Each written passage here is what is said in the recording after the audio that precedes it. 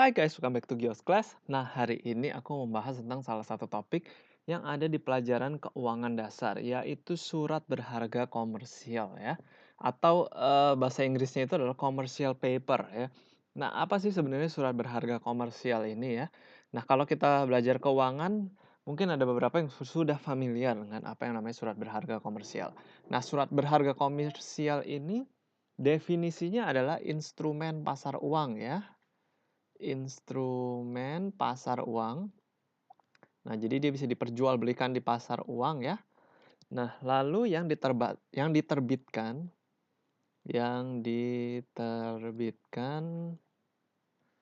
korporasi ya, perusahaan ya, maksudnya korporasi non bank ya. Nah, ini perlu dicatat, yang menerbitkan surat berharga komersial ini adalah korporasi non bank, korporasi yang bukan bank ya. Dengan jangka waktu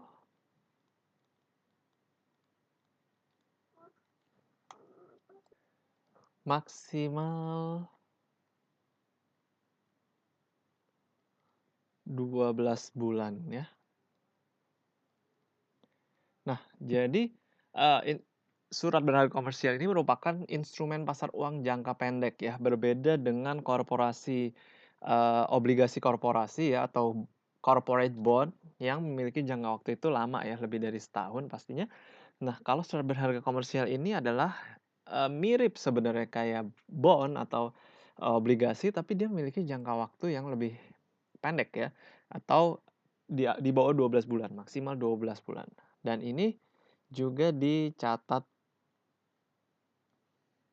di Bank Indonesia ya. Pencatatannya dilakukan di Bank Indonesia ya. Nah, jadi, sebenarnya surat berharga komersial ini adalah salah satu alternatif sumber pendanaan jangka pendek bagi perusahaan non-bank ya. Jadi ini kalau misalnya perusahaan butuh uang, mereka bisa mengeluarkan surat berharga komersial ini. Nah, jadi misalkan seperti ini ya. Misalkan sebuah PTA gitu ya. PTA, PTA lah gitu ya. Nah, PTA ini ceritanya dia butuh uang. Nah, dia butuh uang berapa nih? Misalkan ya, dia butuh uang misalkan 10 miliar gitu ya. Dia butuh uang 10 miliar. Nah, dia ceritanya PTA ini udah memiliki pinjaman di bank juga, udah banyak pinjaman di banknya. Nah, dia memilih untuk nggak melakukan pinjaman lagi di bank. Nah, salah satu alternatifnya, apa yang harus dia lakukan? Nah, dia bisa mengeluarkan yang namanya surat berharga komersial ini. Nah, kebetulan PTA ini juga misalkan ya, ini butuh uangnya ini untuk sesuatu yang dalam jangka pendek, bukan jangka panjang gitu ya, untuk mendanai proyek jangka pendeknya. Proyek 1 tahunan gitu ya misalnya. Nah, jadi dia mengeluarkan yang namanya surat berharga komersial ini gitu, SBK. Nah, jadi begini, ketika dia mengeluarkan SBK, ceritanya ada seorang investor yang mau membeli SBK ini. Untuk apa? Pastinya untuk investasi jangka pendek. Karena dengan membeli SBK ini, si investor ini akan mendapat bunga ya. Nah, jadi ceritanya gini, si PTA menjual surat berharga komersialnya kepada si investor. Nah, investor membeli. Nah, jadi investor ini akan membayarkan 10 miliar. Ceritanya suratnya nominalnya 10 miliar ya gitu, bisa lebih juga gitu misalnya. Nah, jadi dia membayarkan 10 miliar kepada PTA gitu. Nah, misalnya jangka waktunya ya. Jangka waktu misalkan 1 tahun gitu ya. Terus misalkan bunganya 10%, andai kata aja ya, aku sih buat-buat aja ini ya. Nah, misalkan, ini bunganya sih ntar ada banyak juga, apa namanya tuh, cara menentukan bunganya, perhitungannya gitu ya, ada banyak faktor juga yang menentukan bunganya ya, seperti kayak, kredibilitas perusahaannya, ranking atau peringkat perusahaannya gitu ya. Nah, lalu misalkan si investor ini berinvestasi ke beli SBK ini 10 miliar. Oke. Nah, jadi dia membayar 10 miliar kepada PTA. Nah, PTA mendapatkan 10 miliar dari si investor. Nah, dia bisa pakai 10 miliar ini untuk proyek-proyeknya dia gitu ya. Untuk mendanai proyek-proyeknya dia jangka pendek gitu. Nah, si investor memegang SBK-nya ini. Nah, SBK-nya udah sekarang dipegang oleh investor. Nah, jadi ketika nanti 1 tahun kemudian, si investor ini akan, si PTA ini sih ya, si PTA ini 1 tahun kemudian, aku ganti spidol dulu deh ya. 1 tahun kemudian, 1 tahun kemudian, PTA ini akan membayar kepada investor ini sebesar 10 miliar plus dengan bunganya. 10 miliar bunga 10% plus 1 miliar berarti ya. 1 miliar kepada si investor yang memegang SBK ini gitu. Nah, jadi begitu. Ibaratnya sih sebenarnya kayak PTA ini meminjam uang kepada si investor ini sebesar 10 miliar dan dalam 1 tahun dia kemudian akan mengembalikan uang dari investor ini beserta bunganya. Tapi ini dibuat dalam bentuk investasi, yaitu dalam bentuk surat gitu ya. Jadi ibaratnya kayak si PTA menjual surat ini kepada investor dan investor memberikan uangnya kepada PTA. Nah, itulah skemanya ya seperti itu. Nah, lalu SBK ini sebenarnya sebelum 1 tahun si investor ini bisa juga menjual kepada seorang investor lainnya gitu.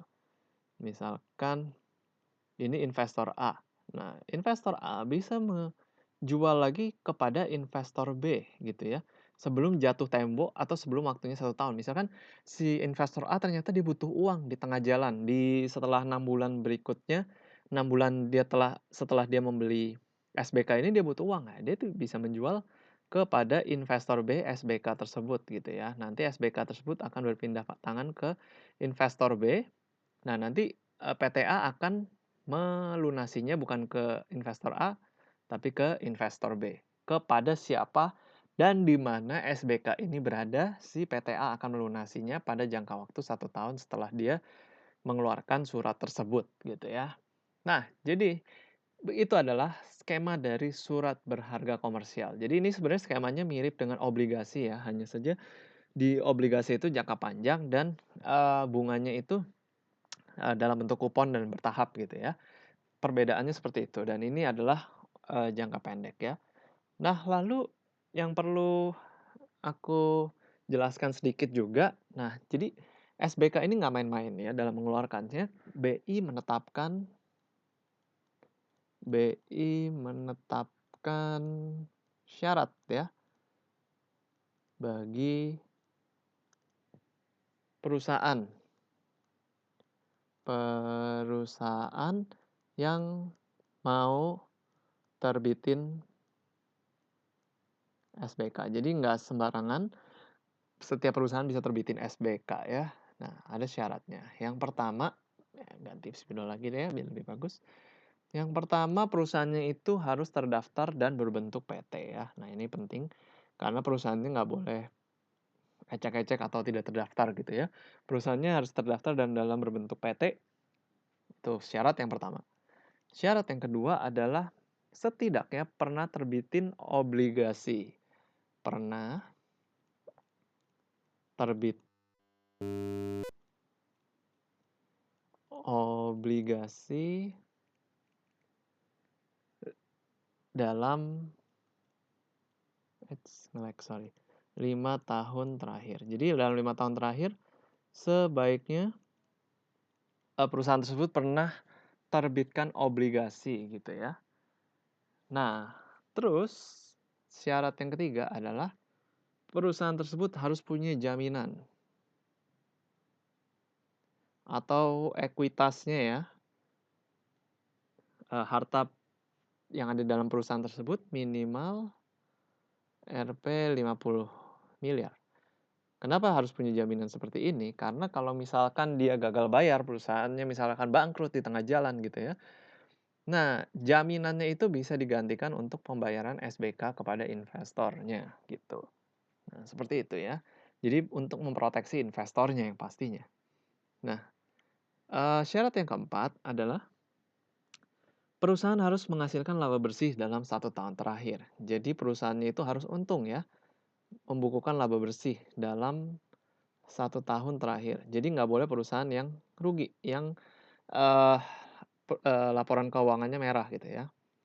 1 tahun terakhir. Jadi harus membukukan laba bersih 1 tahun terakhir. Syarat keempat, nah syarat kelima itu calon penerbit SBK harus mendapat peringkat ya. Nah, dia harus punya peringkat. Nah, ini penting. Peringkat itu penting karena orang itu melihat perusahaan yang memiliki peringkat. Nah, jadi ada lembaga yang memberikan peringkat ya. Jadi peringkat ini dikeluarkan dari Lembaga Pemeringkat Utang, PT Pemeringkat Efek Indonesia atau PT Pevindo ya. Nah, jadi Pevindo ini adalah perusahaan yang memberikan peringkat, menganalisis setiap perusahaan dia layak dikasih berapa peringkatnya dilihat dari bagaimana riwayatnya, bagaimana dia membayar hutangnya benar atau enggak, taat atau enggak, membayar hutangnya pernah gagal bayar atau enggak gitu ya. Nah, itu nanti diberikan peringkat gitu ya. Nah, peringkat yang paling baik atau lebih baik itu biasanya eee, orang lebih percaya gitu. Orang lebih percaya untuk investasi di perusahaan yang memiliki peringkat yang lebih baik dibanding perusahaan yang peringkatnya lebih jelek gitu ya. Nah, biasanya peringkat yang lebih baik itu nanti bunganya itu yang harus dibayar perusahaan makin kecil gitu. Di mana kalau perusahaan yang peringkatnya makin kecil, bunga yang dikeluarkan biasanya lebih gede gitu ya untuk menarik investor gitu. Karena investor kan lebih percaya kepada perusahaan yang memiliki peringkat yang lebih baik pastinya. Jadi bunga yang dikeluarkan mereka tidak perlu tinggi-tinggi gitu ya. Nah, juga laporan keuangan tidak boleh dimodifikasi selama tidak dimodifikasi dan diaudit ya. Tidak boleh dimodifikasi dan diaudit oleh akuntan publik. Nah, jadi ini penting juga ya karena banyak perusahaan yang mungkin memodifikasi laporan keuangannya. Nah, jadi harus tidak boleh dimodifikasi dan diaudit oleh akuntan publik yang terdaftar di BI. Nah, lalu yang terakhir, yang ketujuh, adalah perusahaan tidak punya riwayat gagal bayar. Tidak punya riwayat gagal bayar